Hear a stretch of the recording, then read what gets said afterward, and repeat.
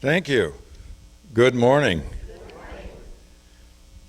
Everybody remembered the clock change? This one is a little easier, I think, than the fall back one, isn't it? Yeah. So we're talking about building a bridge to faith. So Mary Jean talked about faith last week, and I think a couple weeks ago, a leap of faith. And Ernest Holmes, actually in his quote, talks about what the bridge is. He says, when prayer removes distrust and doubt, it enters the field of mental certainty. Mental certainty, that's the key. Mental certainty. It means once you're at that place where you absolutely believe, then the rest is faith, and it takes care of itself. So faith is defined as believing in something that's unseen, for example.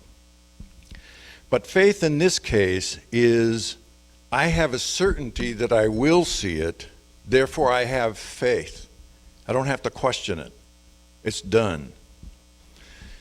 So building a bridge to faith means prayer. And in our faith, there's another version of the word faith. In our faith, prayer is affirmative, meaning that it's scientific and it's affirmative, meaning that there's steps by which you can actually do the prayer work so that you can see the result. And it leads you from knowing that everything is all connected into the step that you must be connected, because that means consciousness is all there is. And therefore, the words that you're speaking are the words of creation. And if the words of creation are what you're speaking, it's all one and you're part of that, then what you are talking about in your prayer is certain. The moment that you get to the last step of gratefulness, if you don't feel like it's certain, you go back and do it again. Right? Because that's going to be the key. As Ernest Holmes used to say, he would sit in the quiet upstairs until the click happened. Meaning he would move into that silence within us, which is the higher realm of consciousness. He would take his prayer into that place. And when he felt the click, he knew it was done. And as a demonstrator, he demonstrated prolifically with his prayers. So faith is one thing I want to talk about, but I also really want to talk about, there's been so much going on with COVID, and we've been the last year kind of bottled up and quarantined and not able to get out and be social and do the things that we normally do.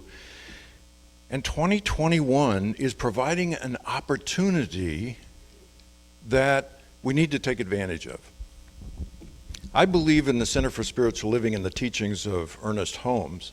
I believe that what he researched and found is the golden thread, meaning he found what was true in every religion and brought them together into his Science of Mind textbook. They were all the great teachings and the essence of the great teachings, so that he would see it in each one of them and bring it forward. That's the ancient wisdom being brought forth into the current time. And the great part about that is it provides you a science, if you will, and he called it originally science of mind. It's a science because it's demonstratable. So the power of this teaching is we can change our life by changing our thinking, which is kind of the handle that we have. Change your thinking, change your life. The power of your word is to change your life. And I've said this before, that psychology and psychiatry is all about the past. It's all about what was wrong in the past. It was all about the suffering that was in the past. It was all about the negative, if you will, and bringing it forward into the current moment. Now, to me, that makes no sense. It might to other people, that's for sure, and there's a lot of people that are helped by that. But Ernest Holmes and others that I've read, and my mentor says, instead of dredging up the past, maybe what we got to do is believe in our now future. Because when you put all your faith and trust into the future that you want to create, you're setting a new pattern for yourself. This is part of what we're going to learn in the class. You don't want to go back and try to figure out how to break a habit. You want to create a new habit, because breaking a habit is very difficult. Anybody notice that? Yeah, you know why? It's because it's so embedded in the neurostructure of the brain. It's embedded, the whole electrical chemical system of the brain is now embedded in the way it's been done before. When you try to change that, it resists that. Actually, what you need to do is create new pathways. Because when you create new pathways and you imbue them with the feeling, so you have the rational part and then you have the feeling part, you're creating new neurocircuits. And when you create the new neurocircuits, the one that's the old one gets used less and less and less until it's gone. Doesn't that seem like it's a little simpler? Makes more sense to me. That's why I believe in what Ernest Holmes was teaching, is because his was science without it being the science that we equate to quantum physics and neurosciences and everything else. He just knew it was science because you could replicate it over and over and over again. Made sense. All the way back 2,000 years ago, what you believe is what you create in your life. There's a teaching. The Greeks talked about that. The Hindus talk about that. The Bhagavad Gita talks about that. All the great books talk about that. I know Ernest Holmes, when just before he passed, was reading Sri Aurobindo's book, which, by the way, is a tome. It's like 2,000 pages or something. But it's the essence of the teachings of the Hindu tradition. And there are many, many verses in there that talk about how you change your thoughts and then how you change your life from your thoughts. So what the teaching brings to us is this opportunity for this year of 2021. And so one of the things that, how many of you know Simon Sinek? Okay, so Simon Sinek has a YouTube, it's called The Big Why. The Big Why. He says great leaders are different from the normal type of leader, because the normal type of leader starts with what you need to know. And then they move to how you're going to know that, how you're going to learn that. And then he says they give you the why, and usually the why is the fuzziest. He says, in order to be a great leader, what we found the pattern is start with the why, and then move to what, and then move to how. Makes sense to me. So what I believe is the Center for Spiritual Living is a powerful organization that can bring change to the world by helping individuals change their own lives. Because when we see the world differently, the world is going to change to us. The world is going to change to us.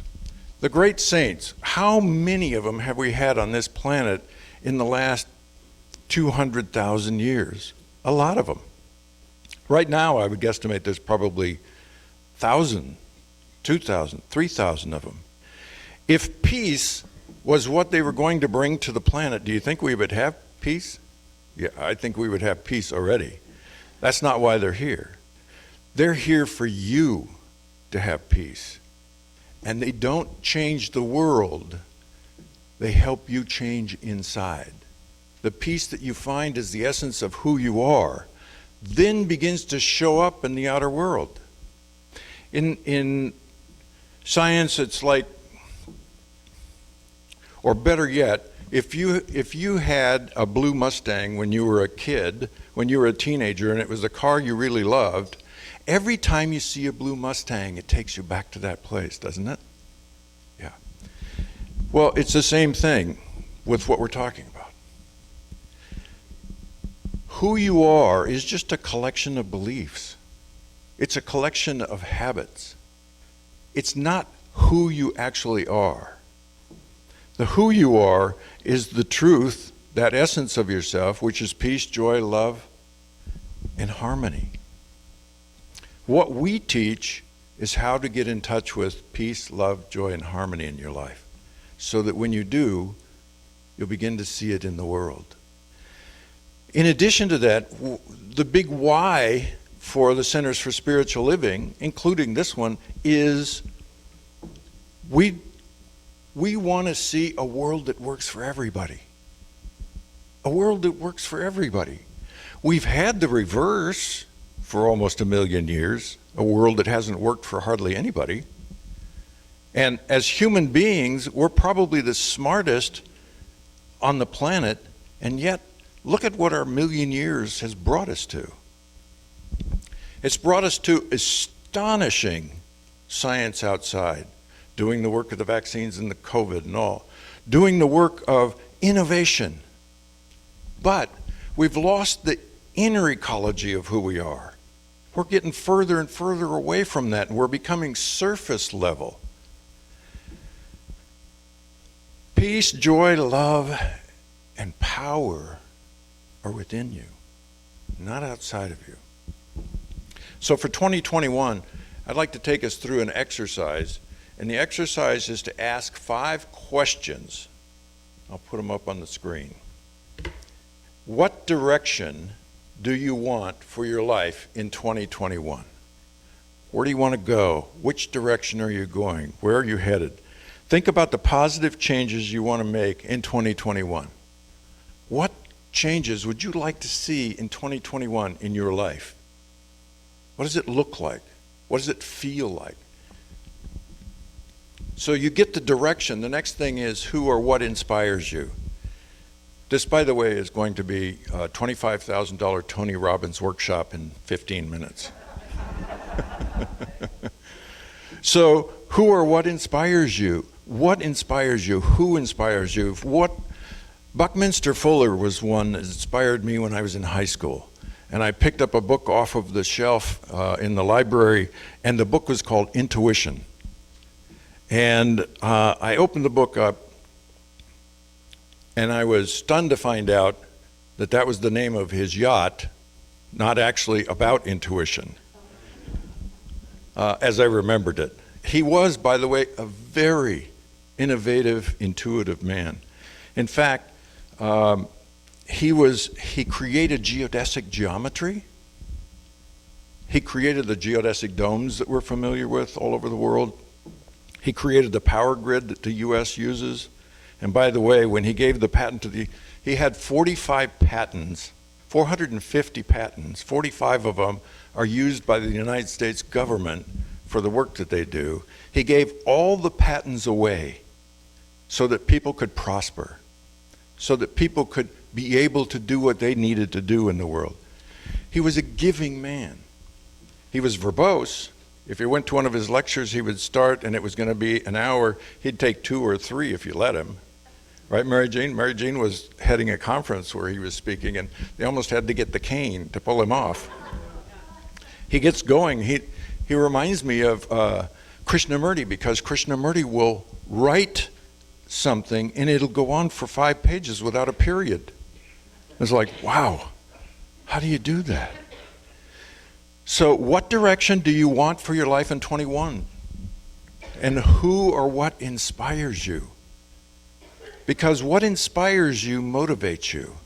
It begins to make movement to the direction that you want to go. The third thing is the thing we were just talking about. What is the deeper why to what you're doing? And this is all about this year. You can use this for your whole life if you want to, but this year, what's the deeper why of the change that you want to see? What's the impact that you want to see? Because on the fourth one, what's the positive impact that you want to have on the world in 2021?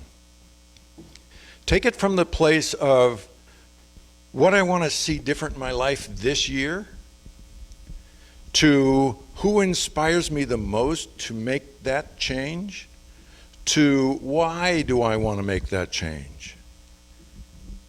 See, most of us actually have a deeper why before we start doing this work. There's something within us that calls. Every single person on the planet has the deepest of deep whys, which is that deeper calling that calls us back to our true spiritual essence. And it's always showing up in different ways in our lives. It shows up in ways where it comes up and we go, oh my gosh, why is that happening now? I don't like that. It moves us to say there must be something else. So we want to be able to look at that deeper why within you, because we're talking about the inner ecology to this point. Until we get to the last step, it's what's the positive impact you want to have in 2021. Like at the center, what direction do we want to go in 2021? We want to go in the direction of helping to educate as many people as we can into the truth of who they are and the tools that are available to make the changes they want to change in their life. Does that sound good? So, who or what inspires us? Well, Ernest Holmes inspires us. Ernest Holmes inspired me back in 1977, 1976, because I love science, obviously, and the word science was in what he was teaching. That's what drew me to it. And then I found out, wow, you can actually do other things, and there's so much in this. So then what's the deeper why? Why do we want to make a change in the world as a center for spiritual living? The world is suffering. If we can do something to help the world that's suffering, that's making a positive difference in the world, right? And the way we do that is to help each individual discover themselves, the truth of who you are, the power that's within you, that you can do prayer work and change your life, that you can change the habits that have dogged you for years by moving them into new habits. What is a habit? Basically, it's actions based on a belief that we hold. We change the belief, we change the habit.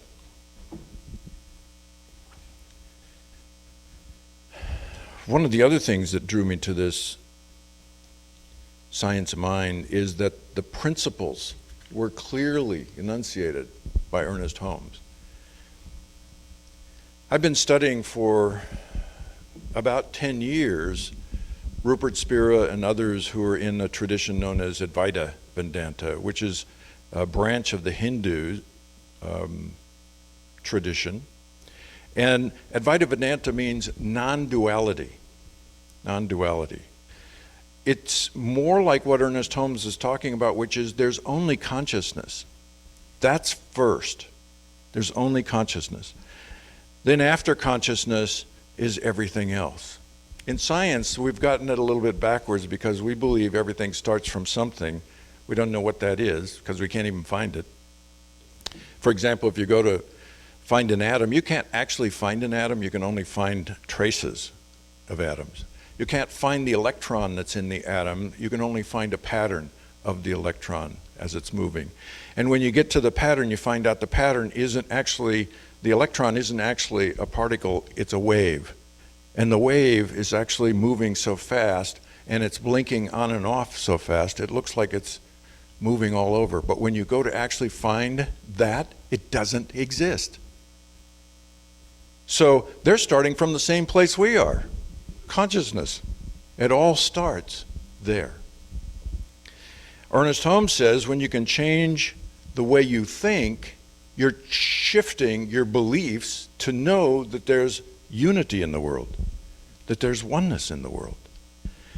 When we start seeing ourselves not separate from everything, but seeing ourselves as a part of the oneness, it actually begins to change our own neurostructure. When we see ourselves as separate, which is the way most people, we believe we are the mind and the body separate from the minds and bodies of other people. It reminds me of jumping around. It reminds me of the story Rupert Spira says. He was in London where he lives, and he went out to one of the circuses, and he was watching people doing bungee jumping. And they would get into this capsule, he said, and it would hoist them way, way up. and then they would drop, going all over the place and bouncing down to close to the earth and going back up. He said, why on earth would anybody want to do that? And he said, the reason they want to do that is they want to mimic the death experience, which is a complete letting go of everything. And at that moment, when it's close to the base, they have that euphoria where the mind sinks back into its source. The body begins to drift away, and everything is simply a sensation of an experience. That's why they would do that. Actually, that's why we do almost everything, is so that we can let go and feel free. How many of you want to be free? It's the natural tendency, because we've wound ourselves up into this place where we don't feel free anymore. And freedom, when we look outside and say, if I only could do this, I would feel free. If I could only do that, I would feel free. Actually, wrong, because that's only going to be temporary freedom. The real freedom is within you. When you find that ecology of who you are inside, you'll find freedom, because it releases you from what this world is all about, so that you only experience, and that's all there is. Just experience. Just awareness of your experience. What do you want in 2021? What do you want? I'll post these up on the website. Like Simon Sinek says, the great leaders, Apple Computers is one of the great ones that he talks about. You know, most computer companies, when they come out to sell computers, they came out, especially I remember when the Apple first came out, that IBM came out with their computer, and it was, we have the best computer, the most memory, it hooks up to its own printer, it does this, and it has its monitor, and it's great, and you need to buy it. Apple came out and said, what we believe is, you don't have to be a lemming doing what everybody else is doing. You can be different. People didn't care if they were buying a computer, a watch, an iPhone, an iMac. They liked the belief Apple held. How many of you have an iPhone? Look at it. Look around. Look at how many people have iPhones. Because you believe in it. I remember, I think it was at the Super Bowl back in the early 80s when they came out with this ad with lots of people all dressed the same, and they were marching off a cliff. And they just kept going, and then at the end it said, Apple Computers. Well, it was saying, are you going to be a lemming just doing what everybody else is doing and falling off the cliff? Are you going to be like IBM? Everybody's going to IBM and falling off the cliff? No. There's a part of you that wants what Apple is about. That's the big why. That's the belief that Apple holds. We build beautiful products. They didn't say we build the best product. We build beautiful, usable products because we believe in you. Powerful, isn't it? It's a whole different way of looking in terms of business. It also means, for us, what's our big why? What are we doing in our life? What's the change we want to see? What do you want to see in 2021? What's the positive impact you want to make in 2021? What can you do now that's going to set the stage for what this year is going to look like? Take a deep breath. Close your eyes.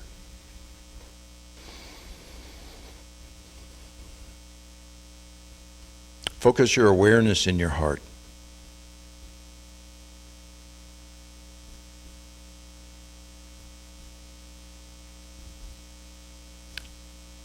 Take another deep breath.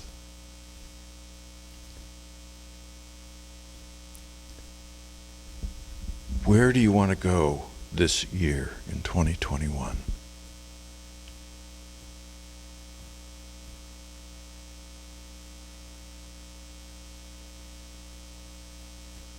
Who inspires you? Or what inspires you?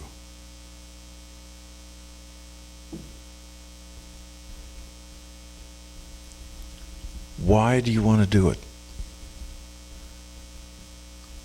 What's the deeper why? Let it come to you. It'll come in.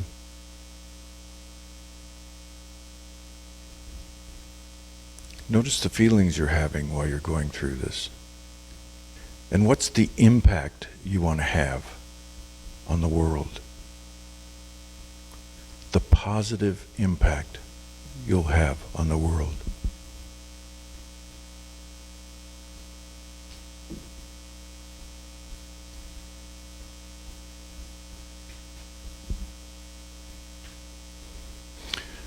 Come back. So who you are is so much greater than you believe you are.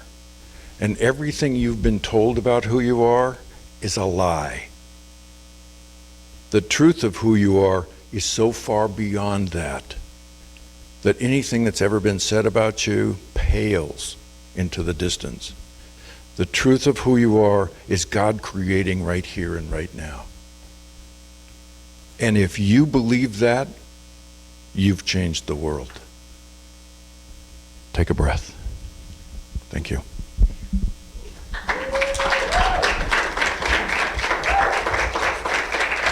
Thank you.